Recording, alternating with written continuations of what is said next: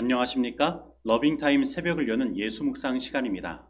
오늘의 예수 묵상 범위는 베드로후서 3장 8절로 13절까지의 말씀입니다. 오늘도 이 말씀 속에서 하루를 살아가는 데 필요한 영적인 힘을 얻게 되기를 간절히 소원합니다. 먼저 본문 말씀을 읽도록 하겠습니다. 사랑하는 자들아, 죽게는 하루가 천년 같고 천년이 하루 같다는 이 한 가지를 잊지 말라.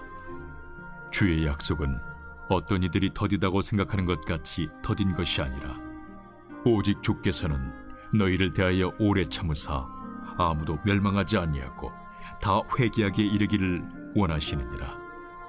그러나 주의 날이 도둑같이 오리니 그날에는 하늘이 큰 소리로 떠나가고 물질이 뜨거운 불에 풀어지고 땅과 그 중에 있는 모든 일이 드러나리로다. 이 모든 것이 이렇게 풀어지리니 너희가 어떠한 사람이 되어야 마땅하냐? 거룩한 행실과 경건함으로 하나님의 날이 임하기를 바라보고 간절히 사모하라. 그날에 하늘이 불에 타서 풀어지고 물질이 뜨거운 불에 녹아지려니와 우리는 그의 약속대로 의가 있는 곳인 새 하늘과 새 땅을 바라보도다. 말씀 줄거리입니다. 베드로가 주의 약속은 더딘 것이 아니라 모두가 회개하기를 원하시는 하나님이 오래 참으시는 것이라고 설명합니다. 그러나 주의 날이 도둑같이 와서 하늘이 떠나가고 물질이 풀어지고 모든 것이 드러날 것이라고 말합니다. 따라서 거룩한 행실과 경건함으로 하나님의 날이 오기를 바라보고 사모하라고 권면합니다. 베드로후서 3장은 드디어 베드로후서에서 다루는 두 가지 문제 중 초대교회의 가장 심각한 문제였던 재림의 지연 문제를 다루고 있습니다. 그리고 오늘 본문은 왜 예수님의 재림이 지연되고 있는지에 대한 이유를 밝히고 있습니다. 그런데 사실 이 문제는 오늘날 우리들의 문제이기도 합니다. 그러면 왜 21세기가 지나도록 예수님의 재림은 우리에게 경험되지 않는 것일까요? 이러한 질문에 오늘 본문 말씀은 아주 명쾌한 해답을 우리들에게 전달해 주고 있습니다. 베드로는 재림을 기다리다가 지친 무리들에게 이렇게 말하고 있습니다. 사랑하는 자들아, 주께는 하루가 천년 같고 천년이 하루 같다는 이 한 가지를 잊지 말라. 주의 약속은 어떤 이들이 더디다고 생각하는 것 같이 더딘 것이 아니라 오직 주께서는 너희를 대하여 오래 참으사 아무도 멸망하지 아니하고 다 회개하기에 이르기를 원하시느니라. 그러면 이 말씀은 무슨 뜻일까요? 사실 이 말씀은 어떤 시간을 계산하려는 인간의 의도와는 거리가 먼 말씀입니다. 이것은 단지 유한한 인간에게 느껴지는 아무리 긴 시간도 하나님 앞에서는 순간에 불과하다는 것을 설명하면서 재림의 지연 문제가 더디다라고 말하는 시간의 문제가 아니라 하나님께서 오래 참으신다는 사랑의 측면에서 이해되어야 한다는 것을 말씀하고 있는 것입니다. 그래서 하나님께서 아무도 멸망치 않고 다 회개하기에 이르기를 원하신다는 말씀은 많은 사람을 구원하고 싶으신 하나님의 강하신 소원의 표현이지 만인을 구원하실 때까지 기다리신다는 말씀으로 이해되어서는 안 되는 것입니다. 그래서 베드로는 이 말씀 뒤에 그러나 주의 날이 도둑같이 오리니 라고 말씀하고 있는 것입니다. 즉 베드로는 예수님의 재림의 지연 문제를 하나님께서 오래 참으시는 모습으로 설명하고 있지만 예수님의 재림이 도둑같이 올 것을 이야기하면서 예수님의 임박한 재림에 대한 긴장을 늦추지 않고 있는 것입니다. 그런데 이러한 베드로의 생각은 오늘날을 살아가는 우리들도 가져야 하는 재림에 대한 태도입니다. 예수님의 재림은 우리 사람을 한 사람이라도 더 구원하고 싶으신 하나님의 오래 참으심과 이 세상에 일어나는 죄에 대하여 더 이상 참으실 수 없는 하나님의 그 마음 사이에서 이루어지는 것입니다. 그래서 우리는 항상 이 하나님의 두 마음 사이에서 긴장감을 가지고 살아가야 하는 것입니다.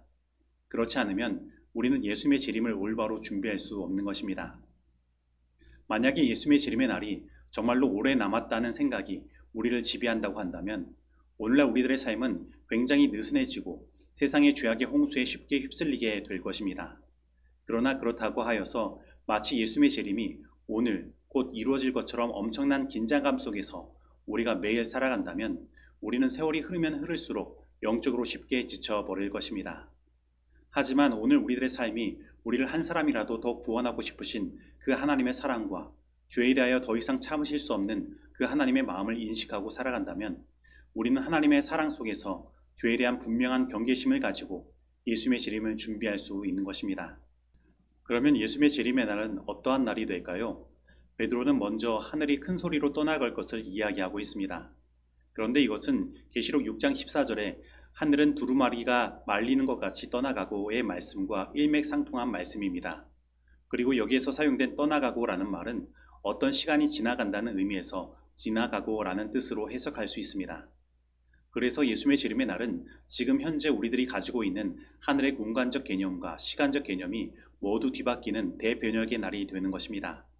그리고 예수님의 재림의 날이 바로 이러한 날이 되지 않는다면 요한계시록 1장 7절의 말씀에서 말씀하시는 바와 같이 각인의 눈이 예수님을 볼 수 없는 것입니다. 왜냐하면 지금 현재 우리가 가지고 있는 시공간의 개념 하에서는 이 지구가 둥글기에 지구 반대편에서 일어나는 일을 우리가 동시에 볼 수 없기 때문입니다. 그리고 베드로는 예수님의 재림의 날을 물질이 뜨거운 불에 풀어지는 날로 표현하고 있습니다. 그런데 여기에서 말하는 물질은 원어적 의미로 우주의 성분 요소, 즉 원소를 말하고 있습니다. 그래서 재림의 날에 모든 물질은 뜨거운 불에 아주 작은 물질의 단위와 같이 다 쪼개지는 것입니다. 그래서 사도 요한은 계시록 6장 14절에서 이것을 각 산과 섬이 제자리에서 옮기우매라고 표현하고 있는 것입니다. 그래서 이것은 마치 하나님께서 창조하시기 이전의 상태로 모든 것이 돌아가는 것과 같은 것입니다. 그러나 앞에 시공간의 개념의 대변혁의 모습과 함께 생각한다면 이것은 마치 창조부터 지금까지의 모든 시간들이 동시에 나타나는 모습이라 생각할 수도 있습니다. 그래서 베드로가 그 뒤에 말하는 것과 같이 땅과 그 중에 모든 일이 드러나는 것입니다. 즉 모든 것이 분해되어 하나도 숨김없이 이 땅에서 일어난 모든 것을 드러내는 것입니다. 즉 하나님의 심판에서 피할 수 있는 것은 아무것도 없는 것입니다. 우리의 모든 죄는 드러날 것입니다. 그러면 오늘 우리들은 어떠한 사람이 되어야 마땅하겠습니까? 우리는 베드로를 통해 하나님께서 말씀하신 것처럼 거룩한 행실과 경건함으로 하나님의 날이 임하기를 바라보고 간절히 사모하며 살아가야 할 것입니다. 그러면 이렇게 살아가는 것은 어떻게 살아가는 것입니까? 사실 앞에 우리의 모든 것이 드러나는 그 하나님의 심판 속에 오늘 우리의 거룩한 행실과 경건함이 어떤 소용이 있겠습니까? 그런데 우리가 헬러어 원어로 이 말씀을 보면 여기에 해석되지 않는 n이라는 단어를 보게 됩니다. 그리고 이것은 뭐뭐 안에라는 뜻을 가지고 있습니다. 그리고 경건함이라는 말은 헬라어로 본래 신과의 관계적인 측면에서 주어진 말로 하나님께 전적으로 모든 것을 맡기는 경배의 모습을 나타내는 것입니다. 그러므로 거룩한 행실과 경건함으로 살아가는 것은 모든 것을 하나님께 맡김으로 그 하나님의 거룩함 안에 살아가는 모습을 나타내는 것입니다. 그렇다면 하나님의 거룩함은 무엇입니까? 우리는 그 하나님의 거룩함의 모습을 앞에서 살펴보았습니다.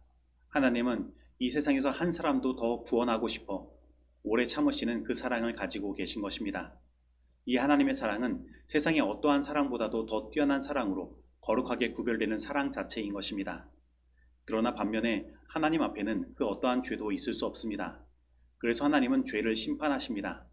그래서 하나님은 또한 거룩하신 것입니다.